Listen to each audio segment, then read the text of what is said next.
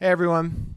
Today we're going to be talking to a lady named Pypey, Rachel Pypey. She has had the unique experience of being struck by lightning twice as a child, and she has undergone a lot of different treatments for her depression, including electroconvulsive therapy and ketamine treatments, in which she does some pretty intense tripping legally. A lot of people don't know that you can do that. But let's talk to Piper and hear her story. There you are. Hey, sorry, I don't know how to use this fucking thing. Where are you right now in the world? I am in New Hampshire. Well, how do you know Bradley from Atlanta? So I met Bradley when we both worked together at a coffee shop called Java Lords in Little Five Points. And it was this kind of magical era. Little Five Points is in Atlanta, right? Yeah. Yeah. I met Bradley working at the coffee shop there, and it was this magical place. I swear that open mic night was actually an open mic night that was worth going to, because there's all of these amazing artists that have come out of that space. Are you a musician? Yeah, I'm a singer. Cool. And I do bizarre things. So like what? yeah, I guess like performance art, crass, in your face, hillbilly shit. I dig shit like that. Yeah. It must feel so like such a release to be able to just go crazy. Yeah, I just get so hot. No worries. I get so fucking frustrated with the South being labeled a certain way, like we're all stupid and backwoods, and you're either like hillbilly or fucking, Trump. And it's like, no, like we exist, the weirdos exist, the subculture exists, and there are people that were naturally from there, naturally, whatever that means. True born. Yeah, that ain't about it. Ain't about the fucking Trump shit or whatever, or like that. Is that shit. the character that you play? Like a hillbilly cracker? I play many characters, and that's a part of who I am. I don't have a strong sense of identity, and because of that, I'm like a channeler. That's how my mama taught me. Western medicine calls it an identity disorder. But as far as my mama is concerned, who was a Cherokee medicine woman, I'm a channeler. And she's taught me that since I got here. She taught me the medicine ways and said that I had the gift of channeling. And apparently, so it was supposed to go to me because I'm the firstborn of her first son and the only one, the daughter of her firstborn son. And so I was the one that got the gift.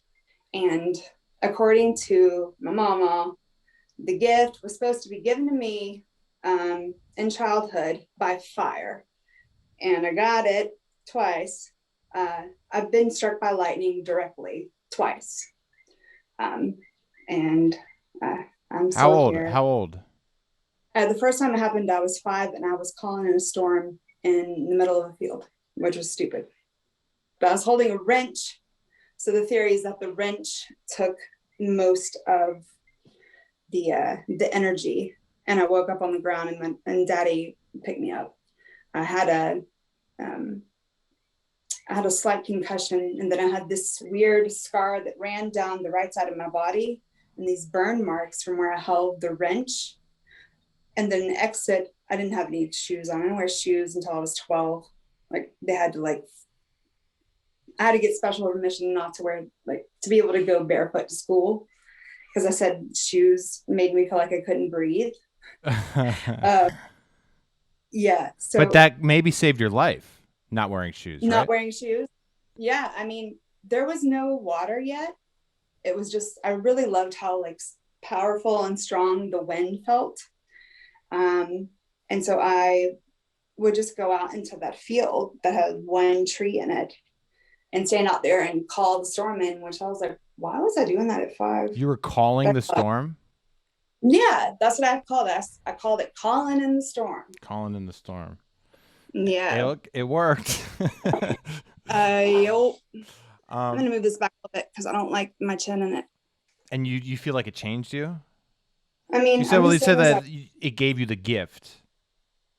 Yeah, that was according to Mama's lure about receiving the path of being a healer and a channeler and what we call down south is a fire talker. That's Do what you I am. remember that experience getting struck by lightning at 5, like vividly? I remember something really loud and then waking up with a very strange sound in my ear and in my head. It was like this, and it stayed like that for weeks, maybe months. And my hair was all on end, including my like eyelashes, eyebrows, arm hair, leg hair, all of it. And for the longest time, my brain had these like weird clicks. I don't know how to describe it. And how it affects me now is I can't, because I've been struck twice. So I got struck again when I was 12 after my mom all died, just to be clear. I got struck stepping out into a parking lot to go to high school. Grade 9. But It was another yeah, storm. It was like it was like a it was raining one morning. It was right before school was out for summer. And I stepped out right into a puddle in flip flops. And the lightning must have hit the parking lot right at the time that I stepped out. And it threw me back into the car. whoa. I guess literally put my foot down in a puddle and got struck by lightning again.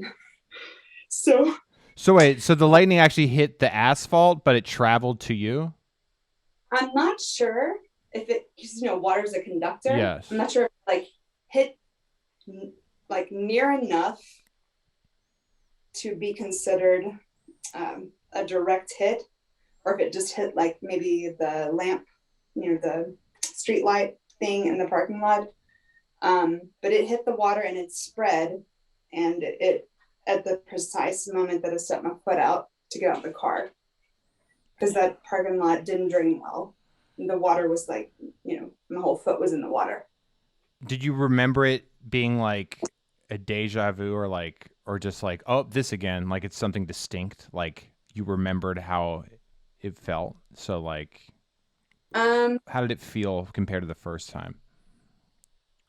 I can't say that I had a memory of it like that.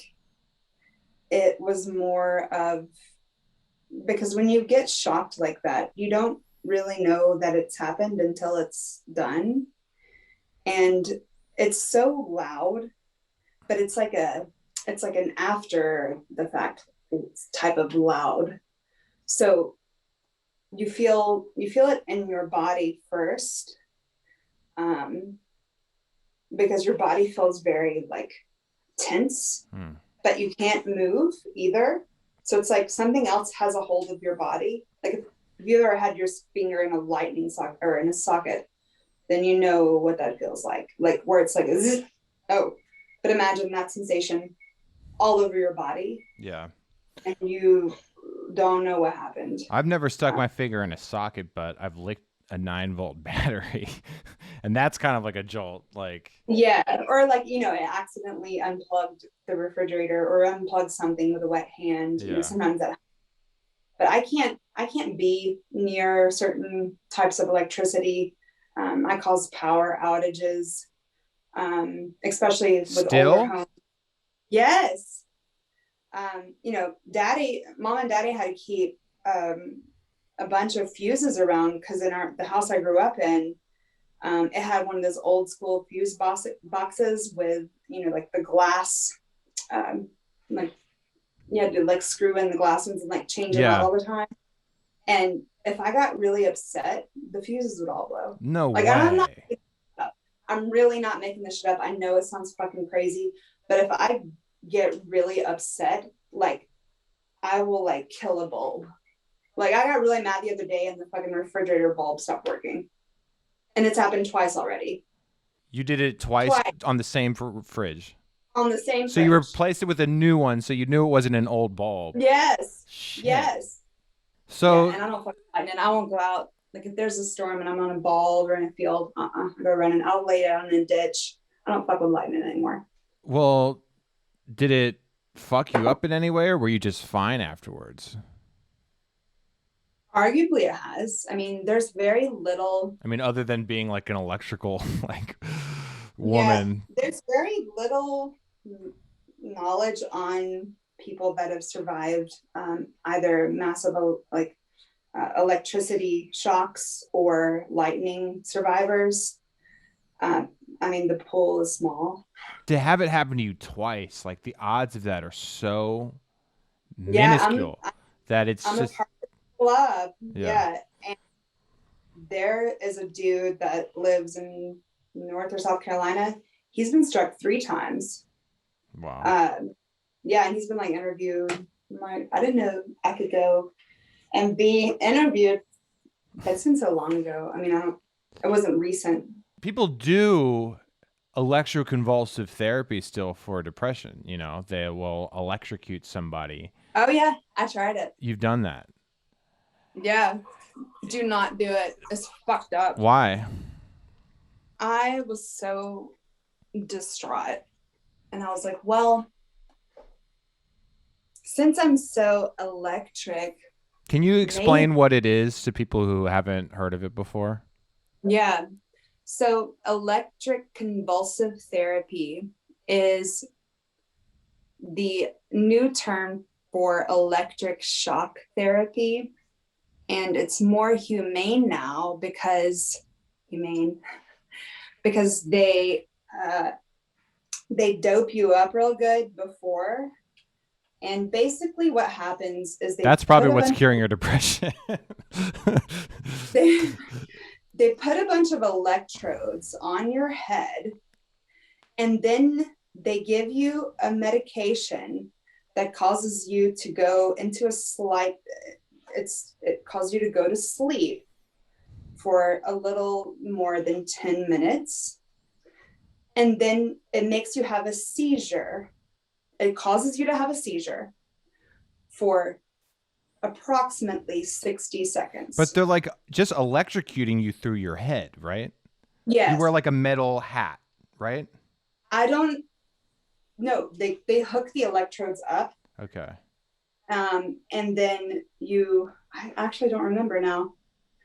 It fucked my memory up. That's why. Really? Like there's so many like blank spaces of memory and time on account of the few rounds of ECT. Makes it sound so like Zen that I had. But the cocktail that's required for that shit is really fucked up. What is it? For me in particular, it was a heavy dose of anti-nausea medication because it makes you get a severe migraine and gets pukey. Fentanyl. Okay. They put that in my vein and I was like, what the fuck was that? Yeah. That shit feels so fucking, I don't understand why it's even a thing. Like why it exists at all. It doesn't feel good. It doesn't feel like nice. It makes you feel like you're about to die, literally. Like it feels like death is rolling over and through your body. Like there's this like deadening feeling. And then they give you something to combat the headache kind of long term. And then once you go in, you have the IV in your arm. You go in there, and then they inject that and it's lights out, and you wake up in the recovery room, and then they send you on your fucking way, and you feel really fucked up. After my few rounds of ECT, I had deja vu. How many times did you do it? 6. 6 in the space of how long? 2 months. Okay. No, it was a month and a half. I was like, it was a month and a half. I think I've read it's one of the most effective treatments for depression. That's what I've heard. And no one knows why it Um, works. Just electrocuting somebody. it might work for somebody, Yeah. but it didn't work for me. I had deja vu for um, 3 months really strongly. Literally every waking moment I was having deja vu. Every single waking fucking moment. And I went into such an What? extreme, yes. So deja vu is cool, right? Yeah. Cool, like when you have it Yeah. every once in a while. But imagine having it for every That'd moment be of so every day, annoying. on top of it worsening your depression, worsening your anxiety, worsening other symptoms like OCD, panic disorder, ADHD, and what I call death visions. So it was like I was too sad to even fucking die. Wow. Like, that's how fucked up I was. So that's when I went to NIH and I tried ketamine. I signed up and fucking gave myself to science. So your depression And is really a problem. You have severe depression. on top of all of the other things, yes. Yeah. So ketamine therapy is now, I think, legal here in California as well. Like you can just legally take those doses. And I had a friend that was doing it for a while, and I'm pretty sure that they give you a lot. Like if you've ever tried ketamine recreationally, it's way more than what people do. I think, right? Normally. I've had it all the ways. So when I went to do the trial, the original trial that I signed up for was the effects of ketamine versus alcohol for treatment of depression. And Alcohol is they thought of as a treatment.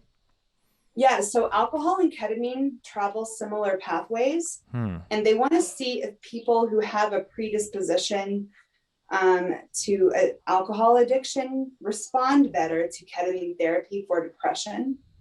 Because in lighter doses, ketamine makes you very social and has that sort of opening up effect like alcohol. Um, Now, in therapeutic, more deeper sessions, um, it's more like, drinking ayahuasca for me. Some people, they have it and they're like, we don't know what happened. Um, and so with that trial, they were taking scans of the brain before, um, taking scans of someone's brain while they were undergoing ketamine, and then taking scans of someone's brain with IV infusion of alcohol. Wow. I couldn't do that because I couldn't be in that fucking machine. Yeah. Because I think because of my electricity problem, the big magnet machines that they send you in there, just the electric field made me so dizzy and panicky.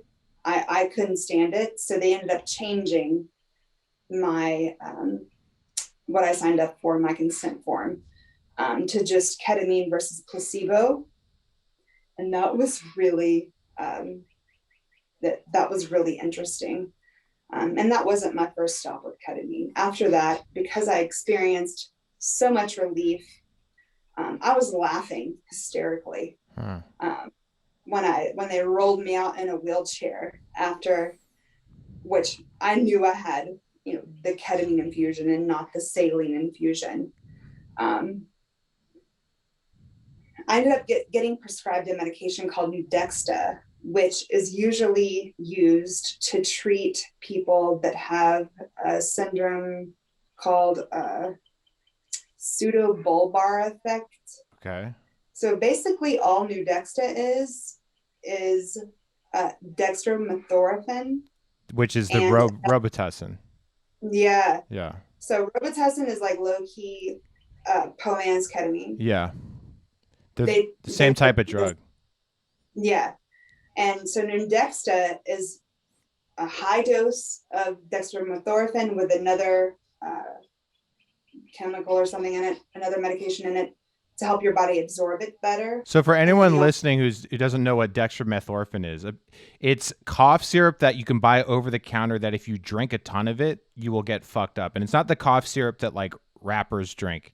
It'll fuck you up. It's a dissociative drug that if you buy yeah. one of these, cough syrups that just has that active ingredient, which you could find at CVS, drink the whole bottle or drink 2 of them, you will have a trip similar to a ketamine trip.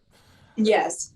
And it works. Like a couple of my friends that were lab rats, they, when they can't get the money to get new Dexta or because it's really expensive, or they can't get it at the compounding pharmacy, they will go out and just get straight dextromethorphan. You can get straight dextromethorphan without acetaminophen or other shit in it. Right. Did you find that it helped your depression when you weren't high on these things? Or was it just while you were high on them? No. So it has this lasting effect. The new Dexta, I stopped taking. Life went on. I was like, I don't want to be on fucking medications anymore. I don't want to have to go through the insurance process anymore. And I found, or actually, used to be a top selling psychiatrist found me up here.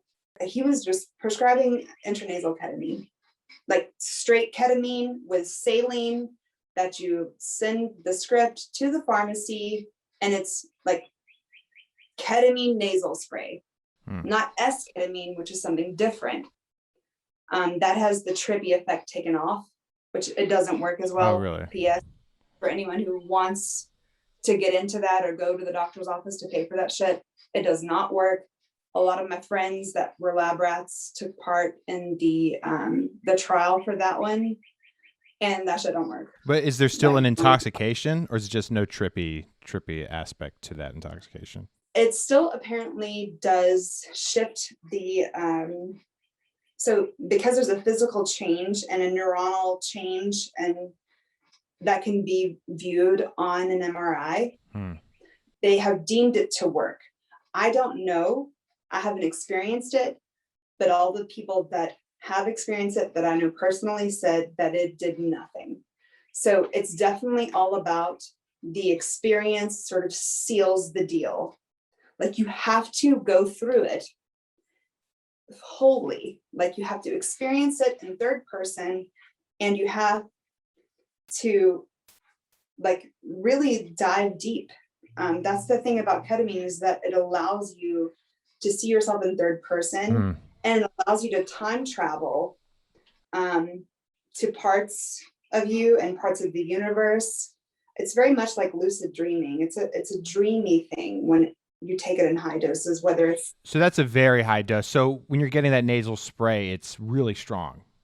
It is, I can't remember if I have this spray over here anymore. I was going to bring it in, but I wanted to make sure I got on the call quick enough. I was prescribed to take it 3 times a week before bed, and I had a regimen that I do. So the optimal way to take the spray, every 15 minutes for an hour, you take a spray of this dose. I can't remember the measured dose. And the way that you do this to really get the maximum benefit, because I did this for 2 years, I was prescribed this medication. Don't eat for 3 hours before. Make sure that your nose is rinsed out with saline. And then to have on the back end, just like maybe a little bit of vape, like maybe 1 or 2 hits of marijuana. St. Mary's wort is what I like to call marijuana. And that really deepens the experience. And to lay down, like a lot of people like to walk around on ketamine. I don't recommend that. If you really want to have a deep experience with ketamine, whether it's recreational, that's the only way you can get it, or if you're prescribed it, lay down, don't move, because it is literally a portal to like the astral realm, to lucid dreaming on high. It's magnificent. I mean, I can't even begin to describe all of the experiences that I've had. So you've And experienced hallucinatory state similar to like a high dose mushroom trip or like a DMT or ayahuasca experience. so I haven't had DMT or ayahuasca. I have had mushroom at a higher dose.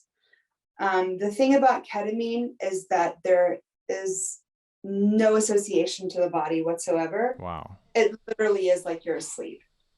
And there's no anxiety for me whatsoever. And you really are completely out of your experience in this lifetime. Like, I forgot about my character or like characters or alters or any of my story.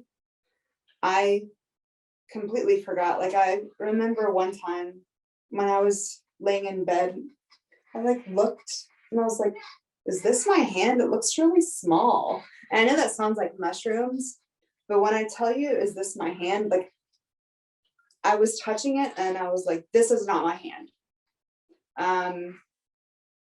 To add, you get to jump into the consciousness of things that we don't normally like consider conscious. Like the time I was this sun-bleached orange fishing bobber, gently washing in this like pristine bay with other trash at sunrise. And it was one of the most mystical experiences I've ever had. And I was like, just so completely, entirely this like oblong fishing bobber. And I was so content being this piece of styrofoam in the ocean mixing. And I was like, that was me. Like, there was nothing else. Would you have thoughts as this thing? No, you were just like, being. I was just like completely this being. That's it. And I've had other, experiences of being other consciousnesses. That's wild. But people don't know that this is legal, what you're doing. This is a legal treatment for depression, like giving people ketamine. And do you then talk to someone about it and like it's just you do this, and during the day you've how long does it take for you to notice changes? So you definitely get an afterglow, and it's like the world brightens up. To add, if you're woo like that, all of these synchronistic little like glimmers start to come through.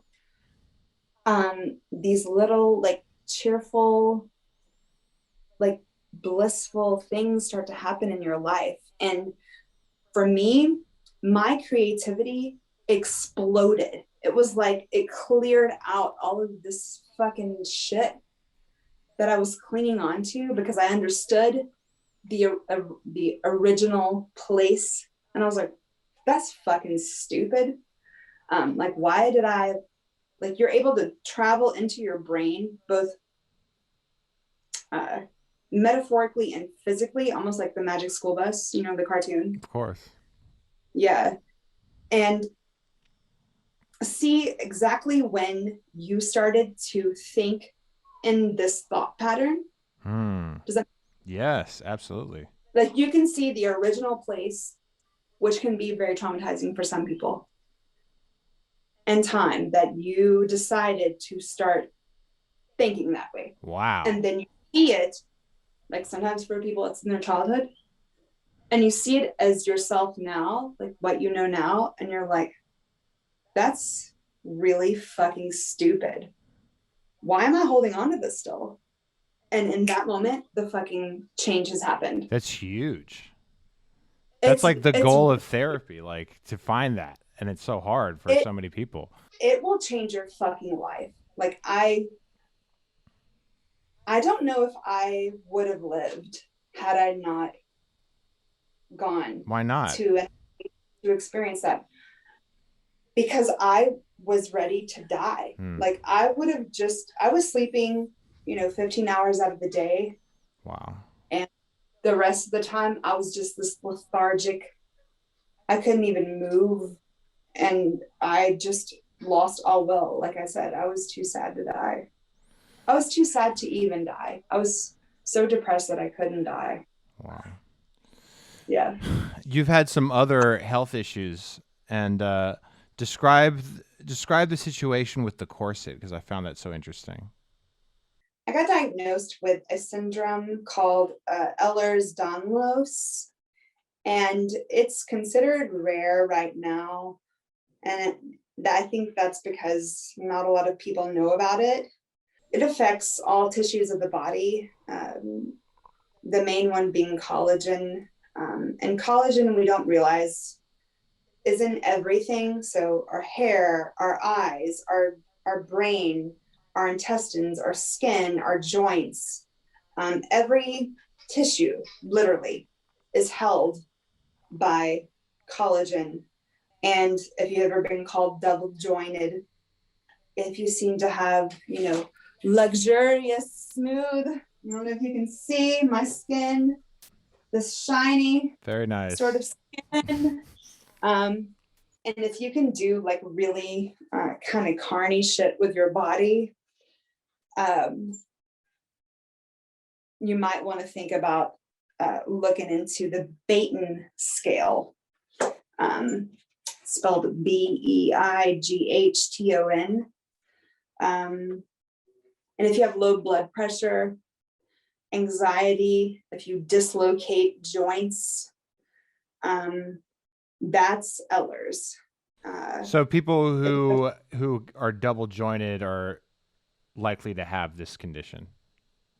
Likely to have at least one type of Ehlers, which is the joint hypermobility. Okay. That's like what most people with Ehlers have. Which means that they don't have enough collagen keeping those joints firm. Yes. Okay. And so your joints can fall out of place. And the problem with this is that once you put them back into place, you can put them back into place on a nerve or a vein, cut off circulation. A lot of people with Ehlers. So it's maybe not so safe for people to do that when they're double jointed. Yeah. And if you're going to do it, at least know the limits. So are you, are you like, can you do carny shit with your body? Yeah. Yeah. I would hyper flexible. I would have to back the camera up to show you. Yeah. So one of the things that's prescribed for Ehlers is the wearing of compression for the type of Ehlers that I have that affects my blood. And the idea is to keep your blood pressure up. I have really low blood pressure with a high pulse. This is like kind of the corset thing. I have on like 2 right now because I didn't know which one. I'm wearing shorts over it. You can't really see. They're really not that glamorous. This looks pretty normal. It just looks like a bathing suit, right? Yeah. I mean, it's like just this thing. There's probably fur. You're supposed to wear that with leggings. Yeah. Oh, so that's also compression. That's thigh. And then, yeah. So if you're, I mean, they'll just look like normal clothes to me.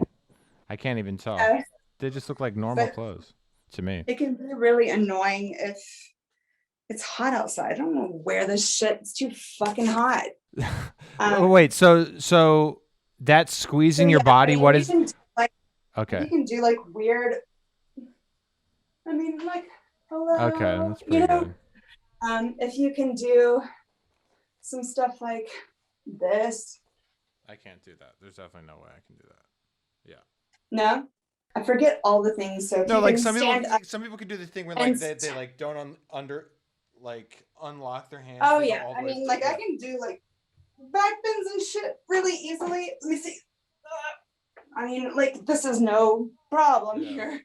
I'm not gonna do it. There's no room in my little corner that I made. I'm about to show a boob. But so what does that achieve? Like when you're squeezing your body like that? It doesn't really do any. I mean, achieve. What do you mean? Like it's keeping your blood pressure good.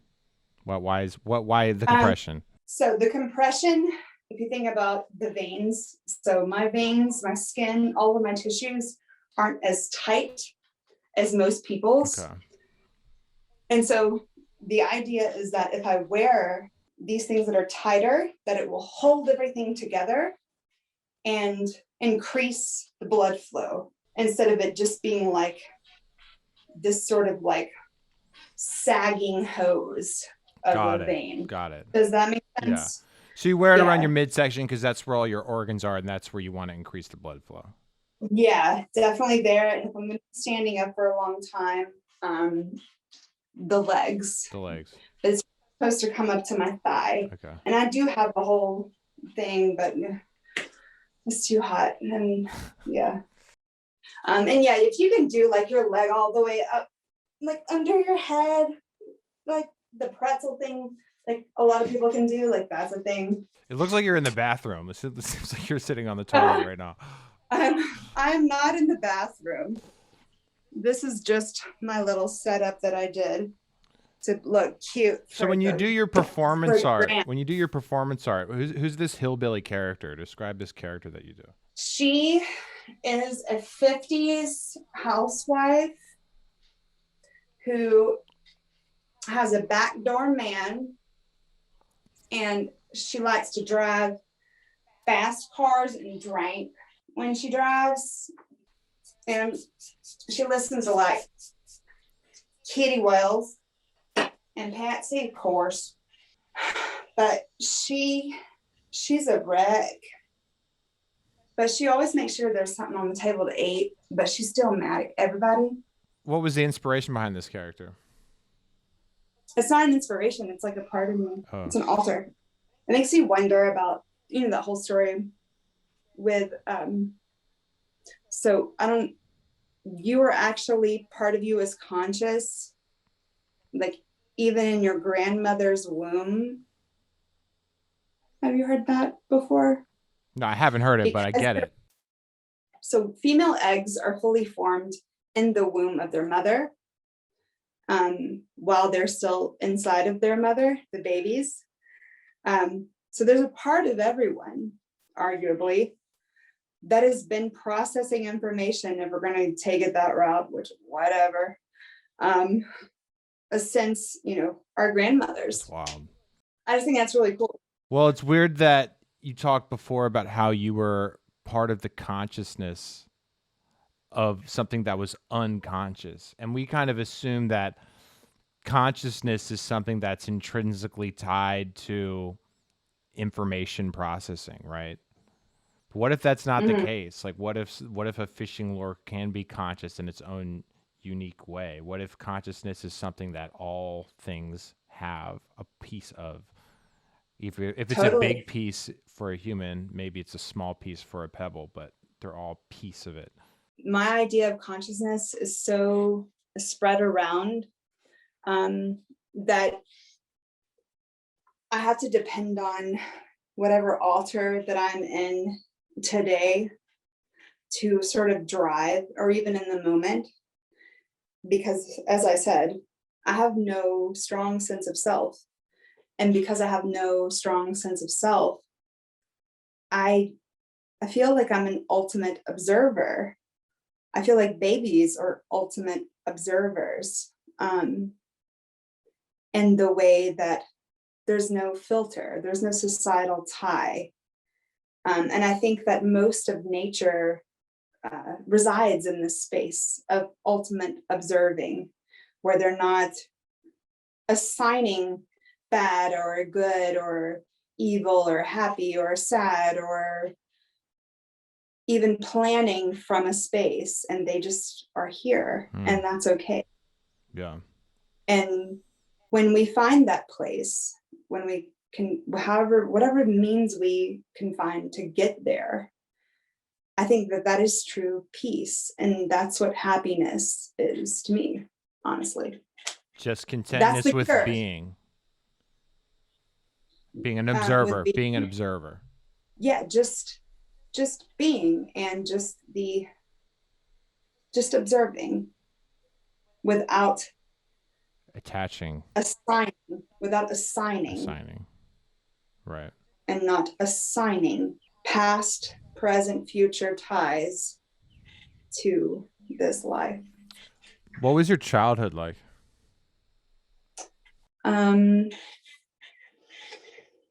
I grew up on a dirt road, poor. Both of my parents worked. My daddy worked the roads. He's the oldest of 11 kids. And mama worked at the ice cream factory, and she is an identical twin, and she's savant. So she's like a genius at certain things like math.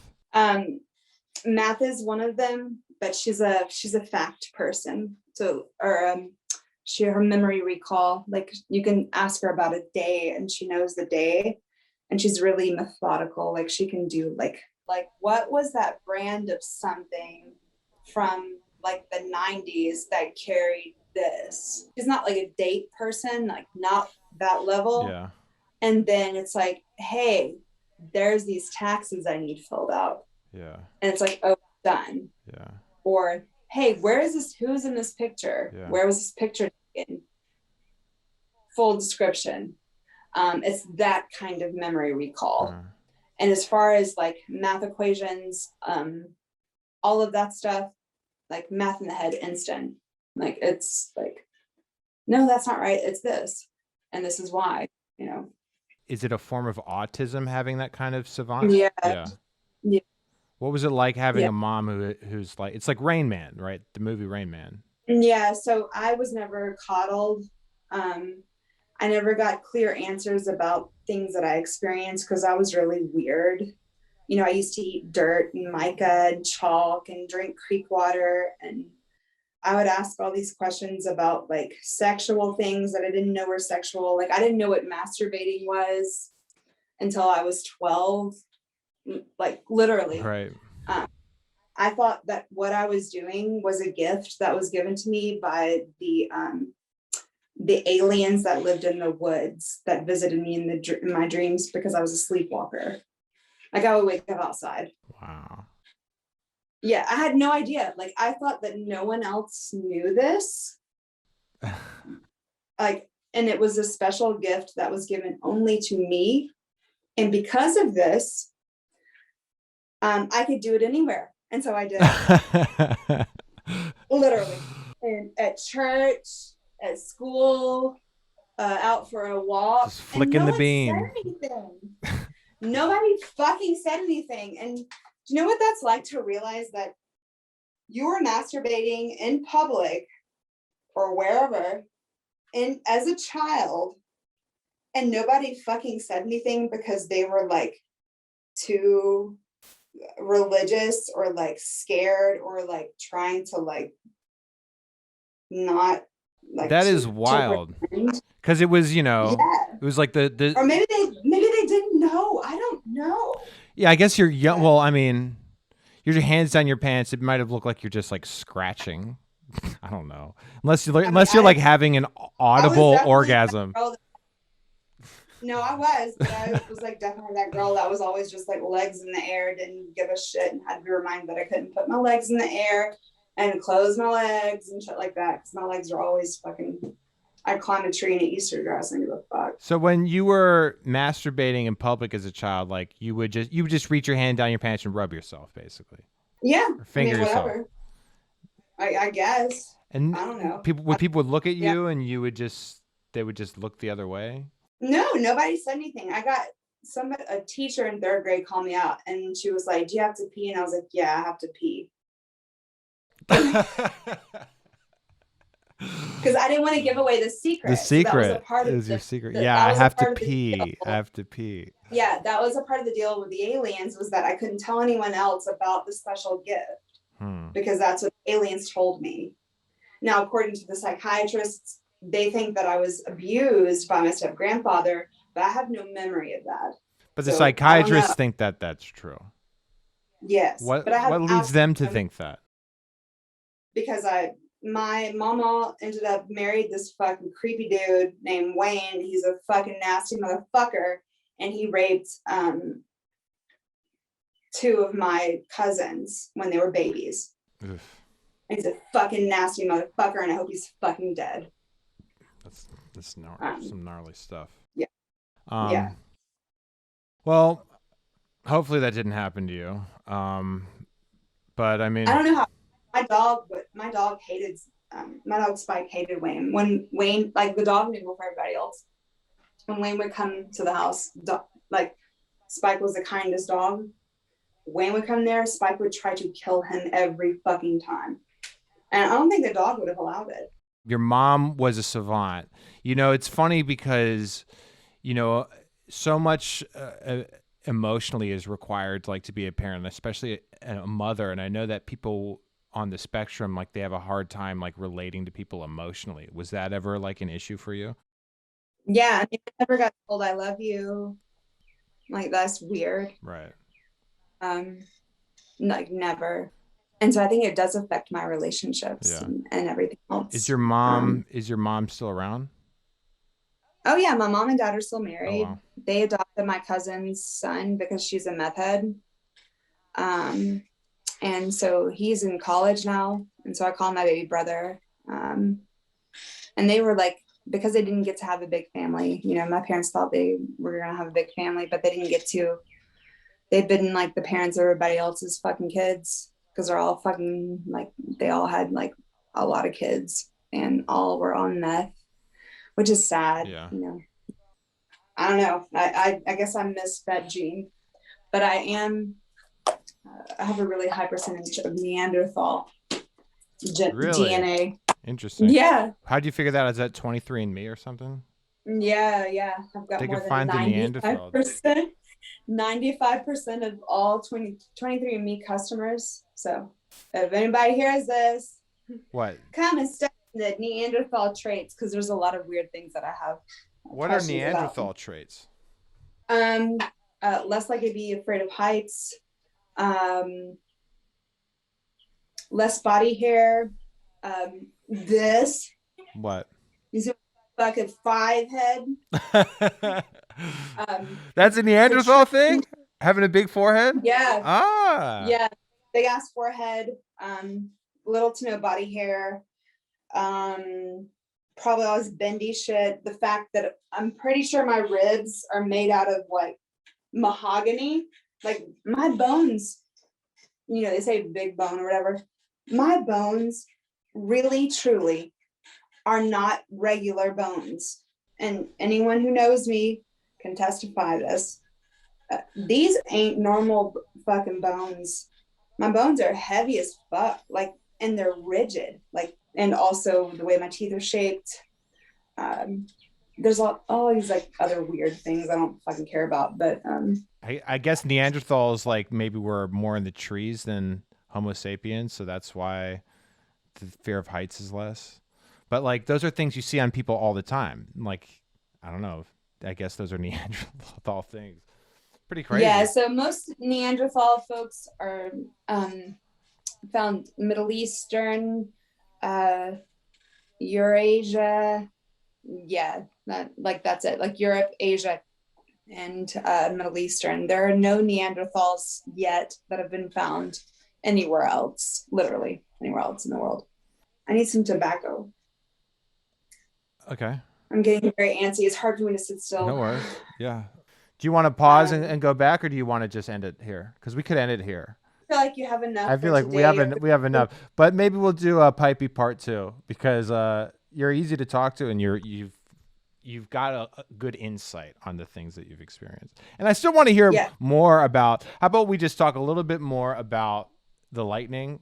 Because that's just such a crazy experience. Like, what was the aftermath of that in terms of like how your parents reacted to it? I mean, like they brought me to the hospital and everybody made sure that I wasn't dead or had a heart attack because that's the first thing that they check when you get struck by lightning.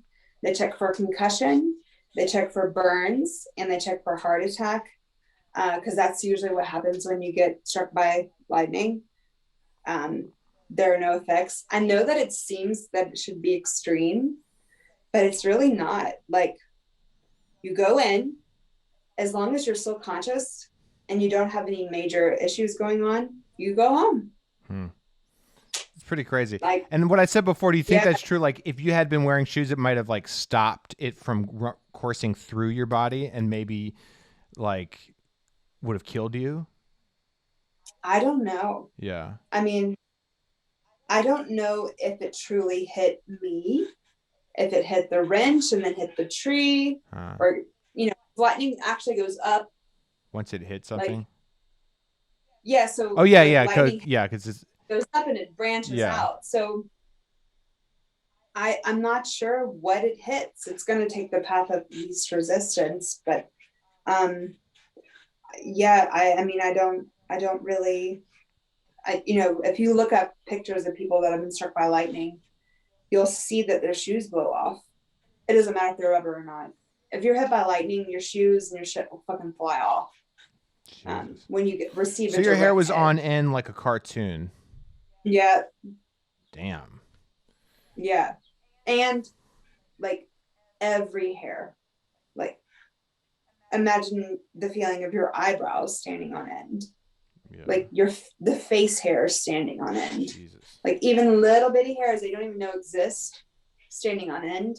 And this vibraty, I don't really know how to explain the vibraty thing, but I get it every once in a while. And I have a heart, I permanently have a heart kind of arrhythmia because of the lightning strikes. Because every time I get an EEG, I think it's called an EEG, they're like, you have an around. I'm like, I fucking know.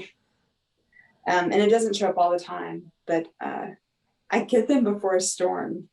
There's not many here in New Hampshire, but if there's going to be a lot of lightning. Why are you in New Hampshire? Because my domestic person lives here. Okay. And I like to move around a lot, and that's where my cats are and my stuff. All right. Yeah. I'll let you go because you seem like you're sweating up a storm. Anytime you want to talk, and again, if you want to do that live. Yeah, thing, no, definitely that. But show you this. But if you ever come to LA to visit Bradley or anyone else, hit me up and we could have I could bring you into. Need a dreamer. This is the medicine. I want to talk about this. Okay. I want to talk about Amanita and how it's going to change everyone's lives with anxiety, depression, OCD, and how we've all Amanita muscaria. But right? Yes. And guess what? It's fucking legal. It's psychoactive? Yeah. Yes. Okay. And you know what happens with Amanita? Huh. So Amanita is what they derive a lot of these fucking medications that they're using to treat us with, like benzos and other depressive medications. Right. Guess where they got the fucking original medicine from? Amanita. Really? Wow. That's Yep. Interesting. So I want to talk about that. Cool. Yep. Yeah. Just hit me if you're ever in LA. You can come in and we can do a proper RTS sit down. Because I feel like there's a lot more to talk about with you. But I'll let you go because I'm actually sweating. I'm actually sweating here too. We're both real kind of dying. Yeah. But great talking to you. Great to meet you. Fascinating. Been through some shit. And stay in touch. Stay in touch. I'll let you know when I post this. Sounds good. Right. Have a good day. You too. Bye. All right, bye.